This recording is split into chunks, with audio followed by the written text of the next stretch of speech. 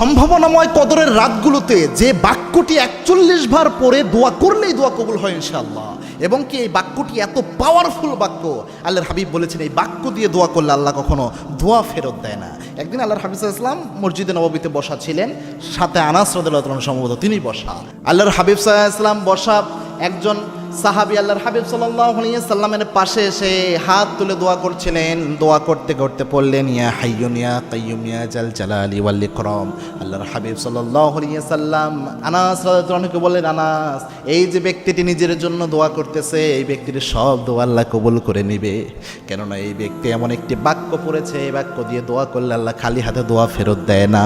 এবং কি এই বাক্যটাকে অনেকে ইসমে আজম বলে, ইসমে আজম আল্লাযী দুইয়া বিহি আজাবা, ইসমে আজম দিয়ে দোয়া করলেই দোয়া কবুল হয়। ওই ব্যক্তি পড়েছিল ইয়া হাইয়ুন ইয়া কাইয়্যুম ইয়া জাল জালালি ওয়াল ইকরাম। এখন সম্ভাবনাময় যে 5 রাত আছে, 21, 23, 25, 27, 29, এই 5 রাতে আপনি তো দোয়া করবেনই স্বাভাবিকভাবেই। তো দোয়া করার সময় আপনি 2 রাকাত নামাজ হলেও পড়ে চোখের পানি ফেলে আল্লাহর কাছে দোয়া করবেন। নিজের যত প্রয়োজন আছে সব প্রয়োজনের জন্য এই দোয়া করার সময় 41 বার, এই জন্য বললাম 41 বার এটা বিজোড় সংখ্যা।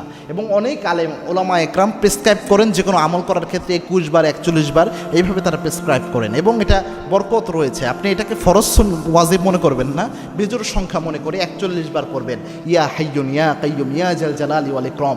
এরপরে আল্লাহর কাছে দোয়া করবেন, দেখবেন আল্লাহ রাব্বুল আলামিন যা চান ইনশাআল্লাহ কোনো না কোনো কিছু আল্লাহ আপনাকে দান করেই দিবেন।